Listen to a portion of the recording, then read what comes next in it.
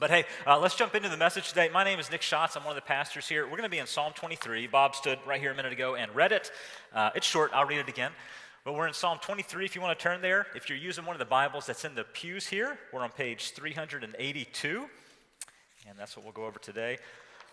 Even if you're still searching, I'm going to go ahead and jump in and read for time's sake. So we're in Psalm 23. The Lord is my shepherd, I lack nothing. He makes me lie down in green pastures. He leads me beside quiet waters.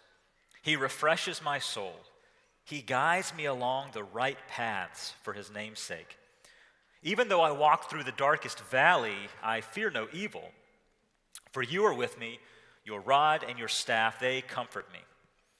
You prepare a table before me in the presence of my enemies. You anoint my head with oil, and my cup overflows. Surely your goodness and love will follow me all the days of my life, and I will dwell in the house of the Lord forever. This is the word of the Lord for the people of God. So if there's any kids in the room, I don't see a whole lot of kids. I see mostly taller people. But if there happen to be any kids in the room that I can't see because the lights are on my face, this is about the time of year where all these adults that you barely know are asking you questions like, so what do you want for Christmas? What do you want to get next week? Christmas is coming in just a couple days, in case you weren't aware. I'm sure you're aware. Target has let you know. Amazon has let you know in all the ads. But this is the time of year grown-ups were asking me, what do you want for Christmas? Back when I was a wee little man. And so there's this one year in particular that I remember. I was about 13, so I was like a really young teenager, 12, 13, 14, something like that. And I really wanted a .22 rifle. You see, I had been carrying around this small BB gun that I was gifted. I know the Christmas Story, you're thinking of the movie. I had been using this small BB gun, and we lived on the outskirts in the middle of nowhere in this old house with a farm behind us, and there was this big barn with tractors or whatever in there, and a field, and there was woods and a couple of ponds.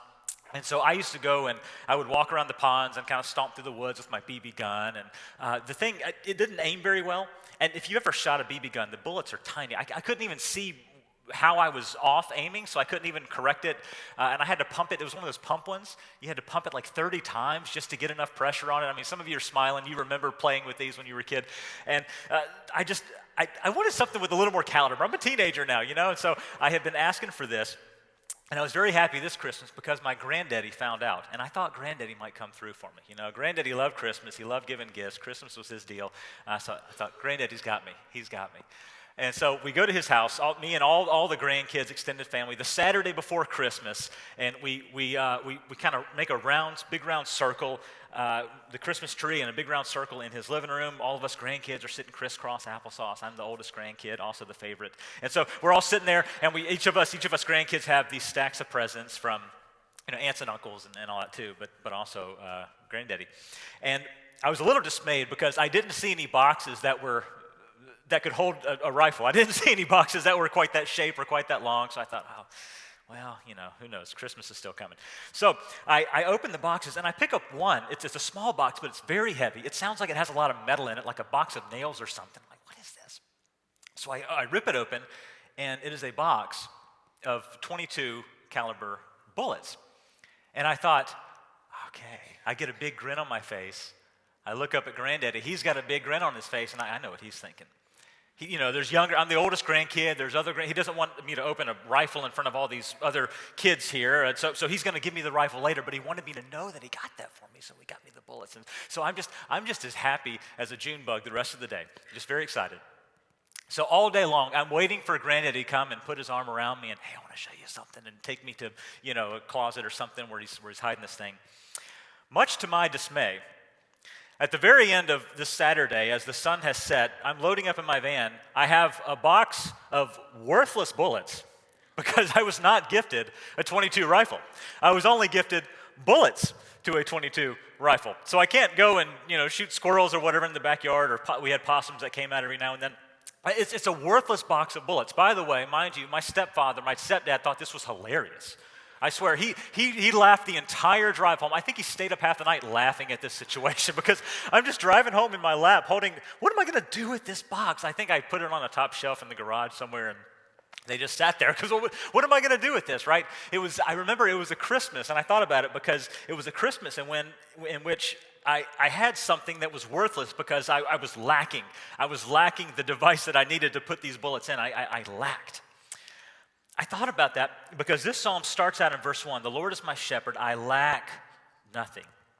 What he's arguing in this psalm is that if you're a follower of Jesus, if you become a Christian, then there's this analogy where God is kind of like a shepherd. You're like one of the sheep of his pasture, and if God is your shepherd, you will lack nothing. And I'm not sure I always believe that because I feel like I lack a lot. Do you ever feel like you lack things? I lack this, and I pray for it, and God doesn't provide it, and I'm always lacking. This doesn't make any sense. So why would the psalmist say that if God is your shepherd, you will lack nothing? Well, thankfully, he does give 5 more verses that unpack this a little more. And so here's what we're going to learn today from this psalm. We're going to learn 3 truths about having the Lord as your shepherd. Number 1, we're going to look at what God does. What God does promise that he will do.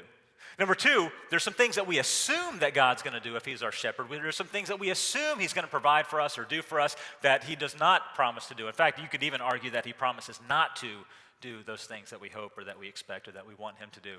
And then lastly, of course, we're going to end with, well, what should we do? What would a good sheep following the shepherd do? So that's what we're going to talk about today. Let's jump into that first point there. What does God promise to do? I know what it is, but I still want to flip my page. Couldn't get a hold of it. So what does God promise to do? Well, the first thing he promises to do is he promises to provide. He promises to provide. Let's read back on verse number 1 and 2 together. The psalmist writes, his name is David, "The Lord is my shepherd, I lack nothing. He makes me lie down in green pastures. He leads me beside quiet waters." Now, there's a couple of phrases that I had someone highlight in green there. Let's talk about these green pastures for a minute. Another way to translate this is grassy pastures. This was originally written in Hebrew, so the English translations differ a little bit. So the person who wrote this, his name was David, and so he was actually a shepherd for many years. And what he wants us to pick up on here is that sheep don't typically lie down in green pastures. Now, I had to read about this and talk to other people that know about sheep because I don't know anything about, I've never been a shepherd, I don't know anything about this, but sheep don't lie down in green pastures. When they get to a green pasture, they eat and they eat. Sometimes they overgraze the area, they chew up all the grass, they want to make sure they get their grass in before the other sheep come around or before they have to leave again, so they just eat and eat and eat. And so the picture here is a rare occurrence in which a sheep has had plenty of food. It's already eaten its fill of green, thick, luscious grass, and now it's lying down, and there's still plenty of grass to go around. It is amply provided for. That's the picture we're wanting to get. Now, the second phrase I want to look at is these quiet waters. In the Bible, there's a couple of different waters that are mentioned. One is living waters. That refers to water that's running all the time. It's like a creek or like a river. It's water that's flowing. It's called living waters.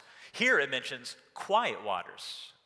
And that's because in this area of the world, it was the Negev desert primarily, where this is the picture that we're supposed to get. It's that rainwater would fall, and then it would flow through these creeks and stuff until it finally formed into a puddle. And then if it was up on the top of the mountain, the sun would just bake and dry it up, and it would evaporate. So it would go down into the canyons and stuff and form these quiet, these still waters. And the shepherd knows where these areas are. He knows where the hydration can be found for the sheep. Part of the shepherd's job, one of the most difficult jobs, is finding where these pockets of water are, these quiet waters, so he can lead the sheep to them so they have plenty of hydration. And so the picture here is that the Lord, if he's your shepherd, he provides for you. He will provide for you this green grass, these quiet waters that you need if you're one of his sheep. The second thing that he does in this text is he protects. He provides and he protects. Move on to verse number 3. He refreshes my soul. He guides me along the right paths for his name's sake. Even though I walk through the darkest valley, I will fear no evil, for you are with me. Now take note here, he switches from third person, God is a he or a him, and now he speaks directly to the Lord. He says, you are with me. Your rod and your staff, they comfort me. I'm going to pause for a second and talk about these two tools, these two important tools that a shepherd would have, which is the rod and the staff. I did mention these a little bit a couple of weeks ago when we were in Psalm 2, so I won't go into much detail. But the shepherd is pictured here as having two very important tools. One is a rod. It was basically a stick that he could kind of latch onto his belt, and at the end there was a heavy knot. And so if there was a wild animal, if there was a wolf that tried to come along, or a snake or something, he could whack it. He could maybe chase off thieves if there happened. He had some kind of weapon on him to protect the sheep. Okay, so it was a weapon of defense to protect the sheep. And then he also had a staff, and so the staff was to kind of nudge the sheep in the right direction, maybe even to pull them. So the rod was to defend them against danger for protection. The staff was to pull them away from danger and pull them back to safety. There's these two tools that he uses. And so there's two things that God promises to do in this text. He says, I will provide for you. I mean, more than enough grass. You can lie down and sleep in it because there's plenty to go around. When you wake up in the morning, there's plenty more to go around. He says that he will protect us with his rod and with his staff.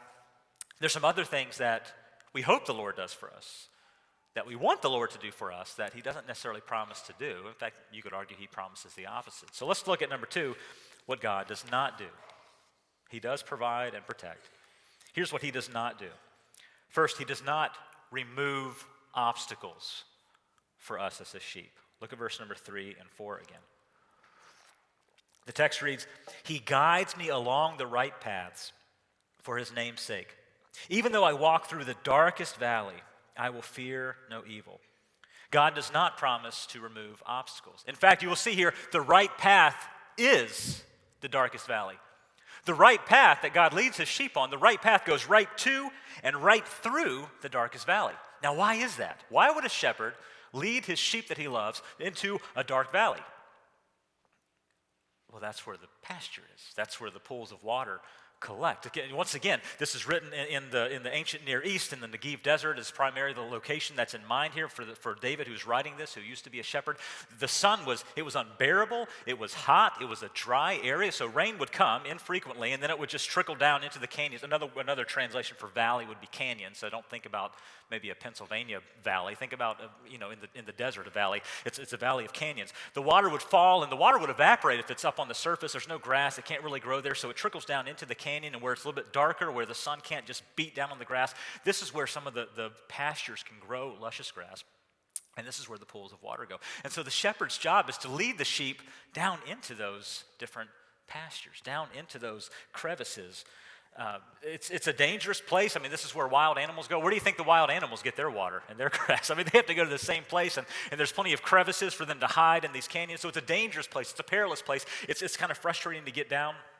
However, the shepherd has to lead the sheep there. Otherwise, this is where they get their hydration, and this is where they get their food, in the darkest valley, where it can be scary, where it can be perilous, where it can be a little dangerous. It reminds me of one time I was meeting with a mentor of mine, and I was explaining about a very difficult season. This was a little while ago. Very difficult, probably the worst season of my entire life. I was explaining this to him, and he paused me and he said, Nick, I've never seen God use a person greatly until he first required that person to suffer. I've never seen God use a person greatly until he first made him suffer deeply. Something that I think we can learn from this passage is that the dark valleys, the time of hardship and trial and suffering, this is a necessary piece of the discipleship process. This is where we get stronger and tougher, and this is where we mature in our faith, by going through the dark valleys. Okay? So he does not remove obstacles. Number 2, he does not promise to eliminate enemies. In fact, the opposite could be argued. Look at verse number 5. You prepare a table before me in the presence of my enemies. You anoint my head with oil, and my cup overflows. You'll see there's 3 words highlighted in this text that I want to talk about. Three images that I want to talk about that David is using. The first is this table. He says, you prepare a table before me in the presence of my enemies. Now, before I studied this text, for when I was younger, I used to read this, and I had this picture in my mind of someone sitting at this wonderful banquet table, and they're in like a protective bubble, and they're sitting here eating their food, and they look up, and all their enemies are like sharpening their knives, waiting for you to finish the meal. Like, what? Why are my enemies watching me eat? This is kind of creepy. What's going on? But that's no. That's not the picture here. The picture here is of warriors that have gone off into battle. And then after they have had a victorious battle, they come back, they bring their prisoners of war, and the king throws hey, thank you for fighting this battle. You have been victorious. I'm going to set a nice banquet table for you. We're going to lock up the prisoners of war over there behind bars, and they're going to watch us celebrate this victory.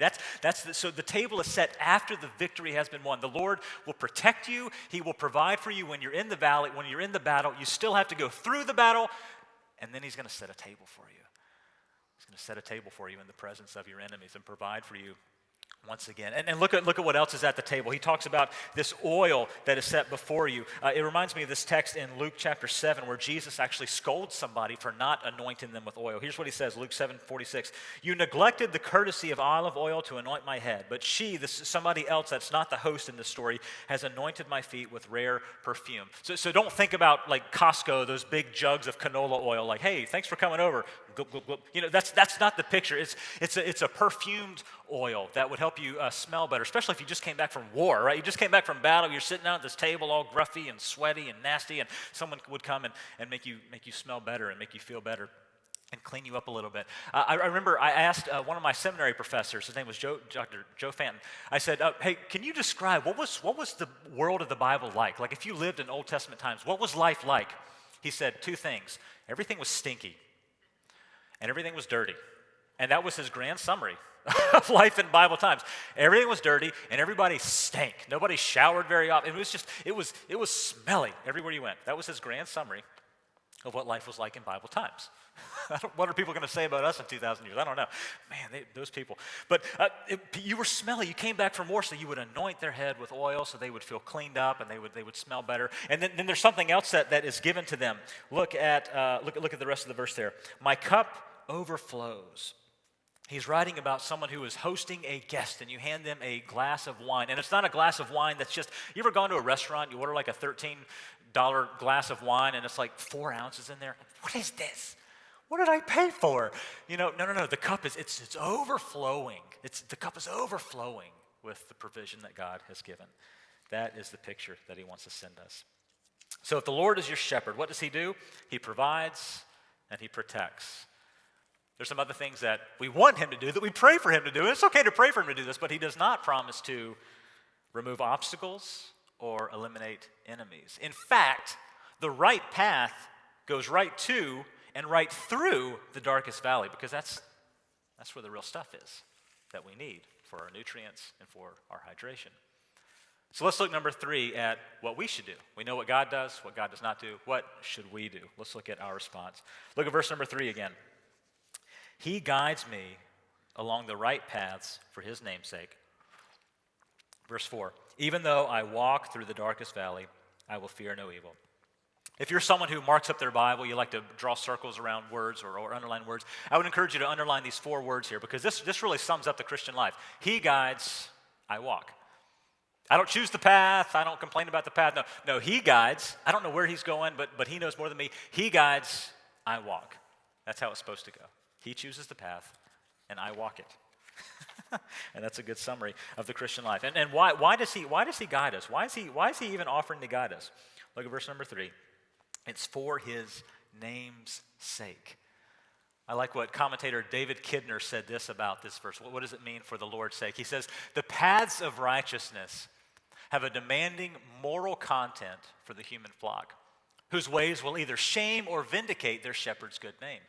For his name's sake, that phrase in the verse there, but adds the corollary that to uphold that name, God will make new men or women of us whose ways will be his own.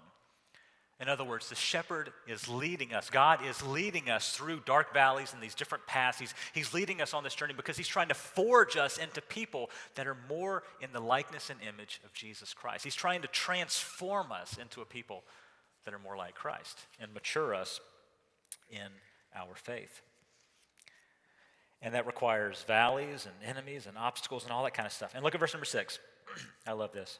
He says, surely your goodness and love will follow me all the days of my life. Your goodness and love will follow me. Sadly, in my opinion, that word follow is a poor translation of the Hebrew word. That comes from the Hebrew word radap. I'm not pronouncing it right, but I can read a little bit of Hebrew. It's the Hebrew word radap. It's used 141 times in the Old Testament, in the Hebrew Bible, okay? 3 of those times it is translated into English as the word follow. In this verse, and then 2 other verses that talk about following someone into battle. So like a pretty intense following. The other 138 times this word is used, and I looked them all up, in the Old Testament, it's translated as pursue or chase or run after. Over half the times it is pursue or pursuit. So he is saying that God's goodness and love, it's chasing you down. That's what the psalmist is saying. His goodness and mercy, it is pursuing you. It's running after you. It is chasing you. Isn't that cool? So that is what he is doing. God is going to protect you. He's going to provide you. He's going to have to lead you into the dark valley. Otherwise, you're not going to get substance. And as you're following him, his goodness and his love are chasing behind you. So that's the image that's coming from this text. And then where do we end up? At the end of the verse, he says, I will dwell in the house of the Lord forever. This psalm is a pilgrimage song, which means it was often recited or even sung as the Israeli people were traveling to the holy city or to the temple so that they could go and worship the Lord. It was a pilgrimage song as they were walking as pilgrims. Now, I don't know if any of you have read this, but one of my favorite books when I was younger, when I was a teenager, I picked up Pilgrim's Progress. It was written it's one of the earliest English books, written in the 1600s by John Bunyan. He was a preacher who was thrown into prison by preaching without a license. And I didn't bring my license, so that's dangerous. But he was thrown into prison for preaching without a license. And while he was in prison, a lot of good books have been written by people in prison, Martin Luther and so on and so forth. So while he was in prison, he wrote this book called Pilgrim's Progress. It's widely known as one of the most influential, one of the most important theological fiction books that's ever been written. I don't say this about many books. If you haven't read Pilgrim's Progress, you should pick that up. And it's super old, so it's cheap, and you should read it. But it's an allegory, okay? The whole story is an allegory. And it's about this man who he has this burden on his shoulders. He's burdened down by this backpack that's just overwhelmingly heavy. He feels it's so heavy, he feels as if he's going to fall down and be sucked into the heart of the earth. That's how heavy it is. And the backpack, the burden, represents his sin. He feels guilt and shame because of his sins. And so one day someone gives him a book. It obviously is an allegory of the Bible. He learns about Jesus and the gospel. He becomes a Christian, and that burden rolls off his back, and he's light as a feather. He feels like a new person, like a changed person. And he begins to begin called by the name Christian, which happens to, of course, be a name. Some of you know someone named Christian. So this man named Christian now has the burden off his back. And now a lot of times we tend to think about when you become a Christian like that's the end of the story. I don't know, you hear somebody's testimony, man, I was living my life this way, I met Jesus, and now it's all, they all lived happily ever after. But that's like the first few pages of the book. Because the book goes on, because it's a discipleship journey that Christian now has to go on. And as he goes on this journey, he goes through all these different paths, and he ends up getting locked in Doubting Castle and the Slough of Despond, and he meets these characters that have different names that represent what they're doing. They try to pull him off the path and distract him and tempt him with different temptations and trials. He has other friends that pull him back, like a friend named Faithful that pulls him back to the path. So it's this never-ending journey of him going through all these trials and temptations and forging himself and becoming a more mature Christian. And that's the Christian life, us following the shepherd, going through all these different paths. They go through the dark valley and back up the hill and through these rocks and things like that. Let's get back to the shepherding analogy. The shepherd's job is to lead the sheep. And he leads the sheep to where there's grass. And a shepherd in that part of the world will tell you that the sheep need various pastures that have different kinds of vegetation so that the sheep can have all the nutrients it needs to have a healthy body, a healthy physique. And so the sheep in this part of the world, in this time of history, would go to numerous different pastures on a given day. And it's a terrible, hot, dry climate. So every single day it would have to go to find hydration. And so the shepherd is constantly leading all day long. It's a journey every single day, a journey filled with promises and peril, a journey filled with hard days and good days, a journey filled with dry times and fruitful times. I mean, it's a journey that these sheep have to go through every single day to different pastures and different watering holes. And I'm sure they bite at the shepherd, and why can't we stay here longer? Because the shepherd knows that there's enemies coming, there's wolves coming, the sun's about to set, this is about to dry up. That pasture we went to yesterday is eaten up by different flocks. And the shepherd knows. Sheep don't know anything. Go on YouTube and research videos of sheep. They're like jumping into dishes and stuff and smashing into walls. Sheep don't know anything. But the shepherd knows all the stuff, right? So you just follow the shepherd. That's the image. Well, what do? We just follow because he knows what he's doing. We don't know anything. That's the image that this text is getting us. In no sense should we picture this like your poodle at home, right? Where you go to Costco and you buy personalized dog food and you have this personalized bowl with the dog's name on it. Here's Scruffy, I brought you your own personalized bowl of water and your personalized dish of food here. And I hope, sheep, are you comfortable? Are you basking in the sun and combing your wool and taking filtered photographs of yourself for sheepogram? Are you happy? That's not the picture that the shepherd who wrote this wants us to get. In order for the sheep to have the food they need to survive, the journey to the dark valley and back up, again, it is a necessary part of the discipleship process. And slowly but surely, as we follow Jesus, our muscles become stronger, our joints become more accustomed to the terrain, our senses become heightened, and slowly we turn from these gentle young lambs into fully mature grown sheep. Okay, that's the picture that's happening in this text. And so here's my application. Here's what I want you to walk away with, okay? Here's the application for today. Sheep have two primary defense mechanisms. Sheep are not known for fighting. They only have defense. They don't fight. Sheep have two primary defense mechanisms: staying close to the shepherd and their strength in numbers, so they stay in a herd. Whenever I meet a believer who they believe in Jesus, they become a Christian, their sins have been forgiven, but they've drifted away from the shepherd. They don't have these regular habits of walking with the Lord. They don't have these regular habits of reading Scripture and praying to the Lord and practicing spiritual disciplines and meditating on His Word. Whenever I meet a Christian who's not doing those things, my first encouragement is you got to get back to the shepherd, because sheep that don't have a shepherd, that's not good for sheep. Okay? And the second thing is I often meet Christians who say, oh, no, I'm a Christian. I became a believer a long time ago. I don't have a church. I don't feel like I need that anymore. I'm good. I can just feed myself. I hear that frequently, but I never think, wow, that is a mature sheep. It doesn't even need a herd. It can just wander in the woods by itself. Man, what a mature, strong sheep. No, I always think, that's not good. Sheep that are by themselves, they don't last long. We call them lamb chops. Sheep, we are herd animals. We don't do good by ourselves. It doesn't work that way. If you're a sheep by yourself, you're not a stud. You're next. And so my challenge to you, you only have two defenses. You stay near the shepherd, and you find a herd. And there's reasons to leave a church. You've been burned by church. I understand. I've heard some of your stories. I've been burned by churches before. I've been burned like a piece of cornbread left in the skillet too long. Okay, I understand it, and there's times to leave a church, but find a herd that you can be a part of. Because sheep by themselves, you're going to be a Euro someday. You don't want that. You don't want that. Okay, so that's my challenge. And I'll end with this quote from Dallas Willard. He wrote a book on this psalm. And so here's one of the things he puts on the last page. You cannot spend a day with Jesus unless you intend to do so. And if you truly intend to do something, you will make the necessary plans to accomplish it. I would challenge you to form spiritual disciplines in your life where you can follow the shepherd, read his word, glean from him, and also get involved in a local church, perhaps even this local church, so that you can be a part of a herd. Sorry, I said that was the last thing. One more thing. I got to wrap up the story I started with because it made my granddad look bad. So remember the story? I said I went Christmas morning. I opened this box of bullets. What am I going to do with these? And I was just dismayed by that. So this last week, I called my granddaddy. I had a hard time getting a hold of him, so I talked to my grandma Sue. I said, Grandma Sue, do you remember this story? And it's 20-some years ago. She said, no, I don't remember that. She laughed. She got a good laugh out of it, though. She said, your granddaddy was good at doing practical jokes. He enjoyed joking on people, but he always had a purpose. He didn't just want to embarrass anybody. So he always had a purpose for when he did practical jokes.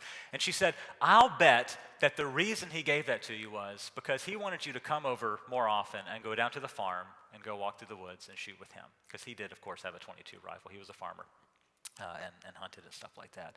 And he didn't remember. But I'm just believing that is what he wanted me to do. He probably thought, it's probably not safe or good for a 13-year-old to be stomping around the woods with a rifle by himself. But as long as he's with me, he'll be safe and he'll be protected. The Lord is my shepherd. I shall not lack. He provides for us. He protects us. He doesn't remove obstacles or eliminate enemies, but he does provide and protect. And what we have to do is he guides, I walk. He guides, and I walk. Let me pray for you. Father, we thank you for being our shepherd. And what a neat analogy that comes up over and over in Scripture about you being our shepherd and we being our sheep. Thank you for providing for us, even when we think, oh man, I wish he would provide sooner or provide more or provide in a different way. Thank you for providing for us, for protecting us, for guiding us. And we don't always understand the journey. I should speak in the first person. I don't always understand the journey or why I'm in this valley or going through this, but Lord, you do. I pray that you would forge me and forge my friends here in front of me into mature disciples as we follow you. I also want to pray for those who are in what they might call a valley right now, that you would comfort them in whatever way you see fit and give them the strength that they need to finally make it out of that valley once they've learned what they need to learn in this season. I pray for others who may be on a mountaintop right now. May they hear this and just be reminded that nobody stays there. The Christian life is a constant journey of trials and temptations in which we are constantly stretched and challenged to become more like Jesus, which is a journey that will never be completed until we are with you in eternity. I pray this to you, Father, in the name of your Son, Jesus, and by the power of the Holy Spirit. Amen. Well, thank you all for your kind attention. I hope you have a very Merry Christmas. A couple of quick announcements. If you would like to speak to a member of our prayer team, we're going to have, if you're on the prayer team, you can go ahead and come forward here and stand at the front. If you're not a believer, you're not sure, I'm not sure if the Lord's my shepherd, I'd love for you to come and talk to these people and just let them pray over you or talk to them if you'd like to. Also, just want to remind you, you are not being dismissed, but I am sending you. You are not dismissed, but you are being sent to follow Jesus Christ as he leads you through this life. You are being sent to trust him when he leads you into the valley because that's where the water and the food are. So Hershey Free, you are not dismissed, but you are sent. Thank you.